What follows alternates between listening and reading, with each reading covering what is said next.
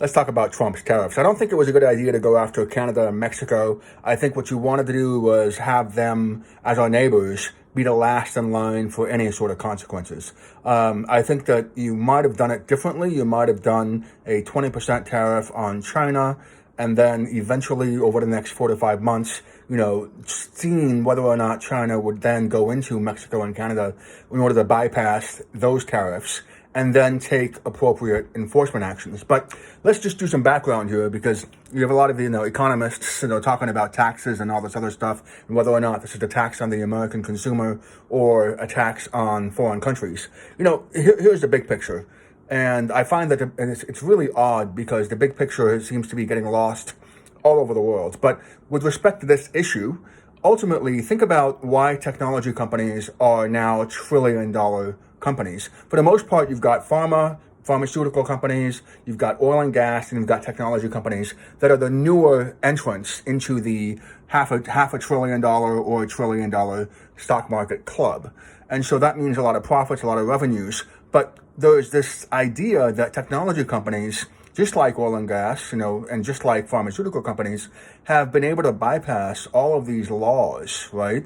And ultimately regulations, and therefore have managed to leapfrog a lot of these other industries unfairly. That's both domestic and international. But you can see how when Amazon first started, what happened. A lot of people forget. They did not have to pay sales tax. In other words, the consumer was exempt from sales taxes. So automatically you have a massive advantage, 8%, 7%, across the board cut. And you can see how all these policies helped the technology companies become what they are today. So there's this idea that, wait a second, all the way up until now, you've got these technology companies that due to the intangible service feature, they've just been able to be exempt from almost everything that affects anything tangible.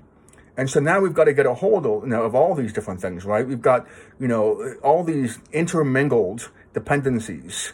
We probably don't know how badly intertwined certain products are with everything else. Now, COVID gave everyone an opportunity to figure out what their essential needs were and resolve those supply chain issues. So now we're on part 2, which is deleveraging. In other words, trying to figure out, wait a second, so now we've got our supply chain ready to go. We know what happens if there's a pandemic or some sort of, warfare, germ warfare.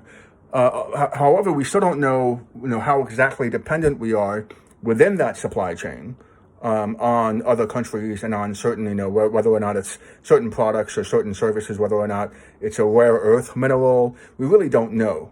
And so the idea really is to create more of a balance. So people are talking about this incorrectly. They're talking about this in terms of a trade surplus.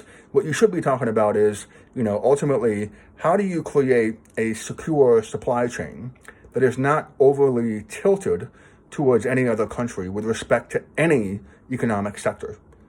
That's the issue. No one's talking about it like that. So, but again, back to the big picture. So all these tech companies have managed, you can see how they've been successful. They haven't had to deal with any of these things. When you're dealing with something like software, right? You're not dealing with a port. You're not dealing with any port authority. You've got so many things that you're just not dealing with, as contrasted with, say, chemicals. You've got the exact opposite, which is on the other end of the spectrum, economically. So you look at all these things, you can see how there's essentially been an imbalance not only in the world economy with respect to interdependencies that manifest themselves in trade surpluses between certain nations, but also just the fact that tech companies just haven't had to deal with the lawyers updating the code, or any code, in order to capture essentially a bypass by intangible services. And that's allowed on what should be a third segment, right? You've got COVID, pandemic, supply chain. Now you've got interdependencies. The third one should be offshore, demolishing any sort of unnecessary or unreasonable offshore tax shelter. You can't probably get there, right, until you fix, the supply chain, and then there's a second phase. And hopefully that's where we are now. This is a very optimistic way of looking at it. It's unusual to see so many people from Harvard all the way to the White House, all the way to High Street in the UK, not being able to articulate what's happening here. And that's frightening because, particularly because you've got, the way that this is being done is quite heavy-handed because, again, you're going after allies with a 25%, tariff right off the bat rather than staggering it. And it doesn't seem to make any sense, particularly because, in the United States, Americans are going to be dealing with filing taxes fairly soon, just in a few months. And so this is really bad timing overall. I don't think it's very well thought out. It's, more of a shock and awe, first 100 days of the Trump presidency. And let's see how it works out. But again, you've got to be able to figure out why we're here.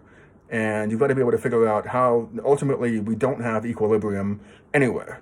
We've had, because of the intangibility of a lot of the new economic sectors, we have to rebalance that. Now, finance, right? What happened when finance took over too much of, and again, finance is intangible, it is technology, but it's also intangible. So what happened when finance essentially took over, a disproportionate share of the world economy and the American economy? We saw what happened, the worldwide collapse. So hopefully this type of shock and awe will prevent a much bigger shock later on to the system. But it would be much better if it was being done in a way that was, I suppose it would be much better if you had diplomats explaining this properly, but I don't know too many diplomats that majored in economics, and certainly not economics and history and all that, so they may not be able to just take a big picture view.